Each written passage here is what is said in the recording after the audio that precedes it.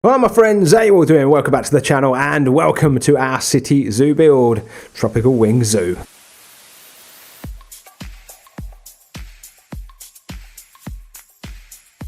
So we're back in TW, my friends, but we're not going to be talking about a brand new habitat or a build today. We are going to do a little bit of planning. We're going to do a bit of an update on the series, a bit of a state of play, basically, and have a talk about where we see the project going in the future. Obviously, each time I build something, it means that I'm usually working towards something else. There's always I'm always one or two steps ahead, basically, where the project's concerned. But I feel like there's changes I want to make to previous plans that I've made, and there's changes to my ideas, and as you all know, I like to keep you in the loop. So I want to talk to you basically about animals that are coming, projects that are incoming, stuff I want to work on, and obviously as well that all important animal list. So here we are, gang. We are here at the zoo. It's looking pretty good, isn't it? It is looking pretty good. I don't think I have all the zoo in view. No, there's a bit there that I've missed, but yeah, it's starting to really pack out, and it's really starting to get there. So first and foremost that I want to talk about today is, of course, the animal list. We've just had a brand new DLC drop, and I have added some of the wetlands packs animals. They are confirmed now. You'll see the animal list is on the screen. The ones that are lighter, obviously they're the ones I've scrubbed out because they're the animals we've already done. They are already part of Tropical Wings. Now, as far as the new DLC is concerned, I've decided to add the red-crowned crane, obviously. That was the last episode that went out. In case you've missed it, I'll link that above, gang, and feel free to go and watch that if you've not yet seen it. And then on top of those guys, I've decided to add the capybara, add the wild buffalo, add the Danubi, crested newt, and I've also then decided to sub out the giant otter for the small Asian, the small-clawed Asian otter. I think that it makes more sense to have that little guy in this zoo. It is a European, the zoo that we're going for. It's based in the UK, so I feel like that's just a bit more realistic, basically, to have those guys. And it does mean like the hab doesn't have to be like a ridiculous size, and yeah, basically there's a lot more out there for those otters than there are the big boys, basically. So that's the animal list. They're the ones that I've updated. As you can see, we've started to mark off animals that we've been doing. I'm hoping this animal list isn't going to get too much larger than this. Obviously, there were some animals from the new DLC I've not added, really more so for realism purposes. The caiman might get added at a later date if we've got space, and I'm going to basically talk about that in a moment, where that's concerned. But that's the animal list covered. Now let's go to some planning. Okay, gang, so what I'm going to do is take area by area. There's probably 3 areas that I want to talk about in particular, and then there's kind of like a loosey-goosey plan where some of the other species are concerned, basically. So this area here, obviously, this is the part where we were going to do the kind of wetlands area. Well, not wetlands, the water area, where all the semi-aquatic animals were going to go. But I have since changed my plans where this is concerned, because I don't actually think logistically it makes sense to do it the way I wanted to. I actually think that it would have been a lot of big ticket animals in one area, and I think that it would have just been heaving and it wouldn't have worked. I don't think from a realistic standpoint, I don't think a zoo would have mapped this out the way I was going to initially. So I am going to make some changes, basically. So first and foremost, we've got this little area in here that I want to talk about first. In this corner here, I am going to add kind of like a facade type building that's going to be like a quarantine unit, and then next to it we're going to have another building that's going to be where all the incubators and stuff are for, for eggs, and where young animals are looked after. Essentially, that's what I'm going to do. What I'm saying when I say like a facade type building, so essentially the outsides will all be decorated and look nice. We've done a few buildings like this already in this series, but there won't be any internal workings from the get-go. What I will say is that once the project's finished, if I feel the need to go in and I want to detail those indoors of the buildings, then I will do it then. But I feel like we don't really need to do that, from the game's kind of, for the game to work, essentially. So I'm going to do something like that in that corner. Then just in front of that, and it's going to be closer to kind of like where our cranes are, I have already put a toilet unit. I will show you that in the next episode, like when I've done some building. I like to showcase things like properly, and I'm not going to do it in a planning episode. But next door to that, around here, what I'm going to add now is I'm going to add a reptile house. Now, I had originally planned to do a croc house, and someone did leave a comment on the last episode, because I kind of semi-mentioned it, and said you could still do a croc house, and you know, it would go in a city zoo and whatnot, and that I don't disagree with that at all. But my thing was, when I was looking at the animal list, I think it just made more sense to do a reptile house. We've already kind of done something a bit different, where we've got the aldabras and we've got the Nile monitors like separate, and I don't want to have loads of that scattered all over the zoo, because I don't think it'll work. I don't think it'll work that great. So what I'm thinking of doing is kind of doing a Giants of the Galapagos, where our Galapagos tortoises are, and that's going to be almost like the segue into the larger reptile house. So we'll go into the Giants of the Galapagos first. You'll see they're a bit on the outside. You'll go through the doors, there'll be an indoor section for them, and then you'll turn and you'll go through some other doors, and then it will go into a kind of bigger, wider reptile house. Now, the reptile house is going to include the amphibians as well, all the crocodilian species. It's all the snakes, they're all going to be in there basically, and we're going to just do one big building and have all our reptiles in it, because I think it makes sense. Where this is concerned, there are probably going to be a couple of additions to the animal list, and they are probably going to be some tortoise species, because there's some smaller tortoise species that the mods have made that are actually amazing. I think they would take pride of place inside the reptile house. So you'll work to the back of the reptile house. Obviously, I'm not putting anything on the screen. You kind of just have to use your imagination. But you'd work your way to the back of the reptile house, and then that's where I'm going to do Snakes and Shakes now. So I had this idea of doing like a small restaurant called Snakes and Shakes, where we had a couple of exhibit boxes with snakes in and whatnot, and then we kind of decorated the restaurant around it. And I'm going to do it off the back of the reptile house, and then obviously there'll be an exit, so you don't have to go in there. So there'll be an exit off the reptile house, but also be another door exiting out of that. So that's kind of what I'm thinking about doing in here now. We'll have a really cool kind of reptile house basically. And then off the back of the reptile house, obviously do kind of keep in mind it isn't just going to be building animal. There will be planting, there will be pretty areas, there might be fountains and things like that, but I'm kind of just talking about the habs in today's episode, so you can kind of get a vision of where I'm going. So then when you come out of the reptile house, there's kind of going to be this kind of like little open area at the top here, that's going to be a segue into our sea lion habitat basically. And left and right, the paths are going to be quite high, and you'll be able to look over, you know, some rocked areas and some fences and some planting and whatnot into the kind of like wider habitat.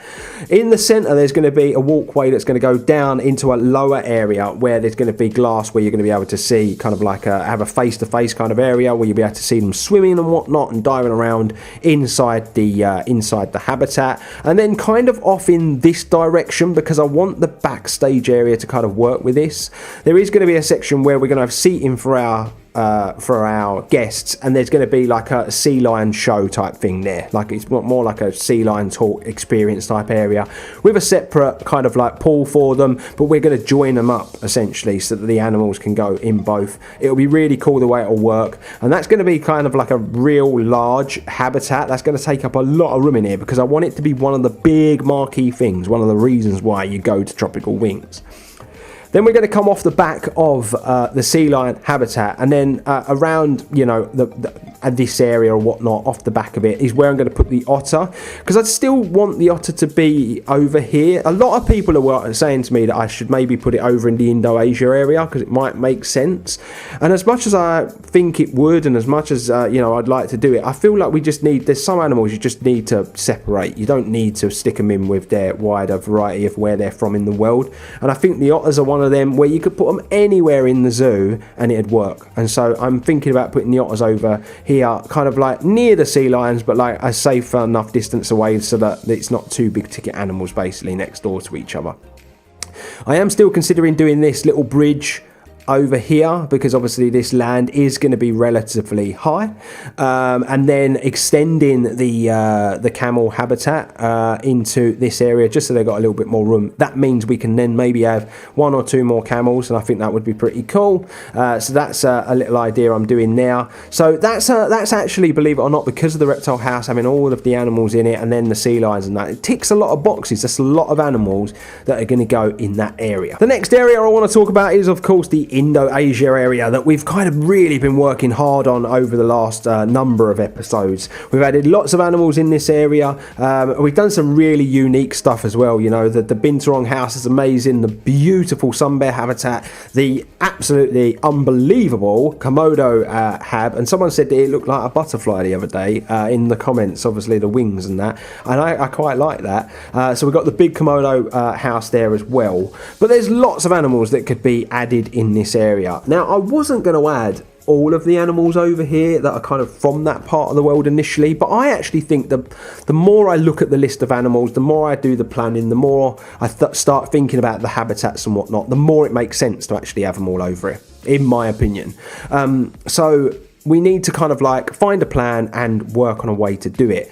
Now, in this area down here, that's where our Indian elephants are going to go, and that's where that was where they were always going to go, because I like the idea of coming up out of this tunnel and then you kind of turn the corner and then you're met with this unbelievable kind of like elephant facility, essentially, in the zoo.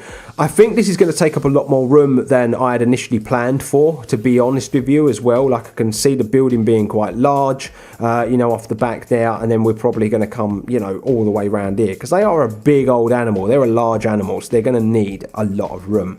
We're going to do the buffaloes off the back of the Komodo dragon habitat, because there's a lot of that species in that kind of part of the world. And then over in this area, we're going to do like a little pit stop area. I kind of have this idea of doing like a long stretch of restaurant-y type shops, seating all in here, a little bit of overflow seating there, doing some aviaries, and then you know, planting this all out to make a blanket of planting to kind of stop the noise, basically, for the okapis. So that's what I'm thinking about doing in there. And then there's loads of other species that I kind of want to put you know, in this area, but it's really hard to kind of plan out where they're going to go. But essentially what I'm going to say is, like, probably all in here, we're going to try and include like a number of real good species. We've still got the tapir we want to put in. That was always the kind of like my initial plan. But then I've also been thinking about, you know, putting in the orangutan over here. I want to put the clouded leopard over in this area as well. So there's lots of planning, basically, that I need to go away and do with this area. Essentially, what I do want to do, and I know it's another building, and I said I wanted to kind of like come away from that a little bit, but what I do want to do, because I think it would be cool, is I want to make a building that's kind of central to all of the habitats. Basically, they're all going to kind of come, and that will be the epicenter, basically, of where they're all going to come off of. And I want to have some small indoor areas, essentially, for each of the animals, so that it almost looks as though you're looking at them all inside the jungle, basically. And I want the tapir, the you know, the orangutan, maybe the a proper 6 monkey, maybe the clouded leopard, and that to all have like an indoor area that you can view them, basically, maybe behind glass or whatever. But they have this cool area where you kind of walk in and it's always like really jungly, a nice little kind of like river that winds through the middle. Maybe the tapirs have access to it, maybe the orangutans are able to kind of like walk overhead. You know, the clouded leopard will have its own area what's glassed off, because we don't want that to, you know, be able to get near any of the other animals or whatnot. But you'd look in there and it'd feel like it's all one, because glass kind of gives you that depth and that perception. And so there'd be this central building that they would all kind of like work off from. And then obviously we'd plant it up, it'd be really beautiful on the outsides, there'd be, you know, some pit stops here and there. I'm thinking about kind of like another pit stop in this corner with a toilet block and whatnot, but I feel like that's just kind of like the best thing to do, and that's the plan basically going forward where that's concerned. And then we've got the last of the Adventure Africa area that we want to work on. Now we know what animals are going in here, and you know, I'd kind of loosely planned what I wanted to do where this was concerned, but my plans have changed and the way I'm going to build this has changed as well, and I'm pretty clear on how I want to do this. Now, we've got a lot of animals that are going to go in here, both predator and prey, but I'm going to build this all at one time because I want it to look like one habitat. Basically, it won't be, it'll be 4 separate habs, but I want it to look like one. I want it to almost appear as though it's a safari. That's kind of the feeling I want to go with it. Now, we're not going to be using a ride, we're not going to be using jeeps or a train or anything like that to achieve this. It's going to be a walk-in safari, basically. And when I say this, I want it to be a predator-prey kind of experience where, from certain viewing perspectives, it looks as though the lions are in with the giraffes, or it looks as though the wild dogs might be, you know, in with the rhinos. That's what I want to go for, basically. And so I'm going to have to build this all at the same time. And it's all basically, you know, the paths are going to come from left to right as you're looking at it, and they're going to come to a central viewing area that's going to be a circular building, basically.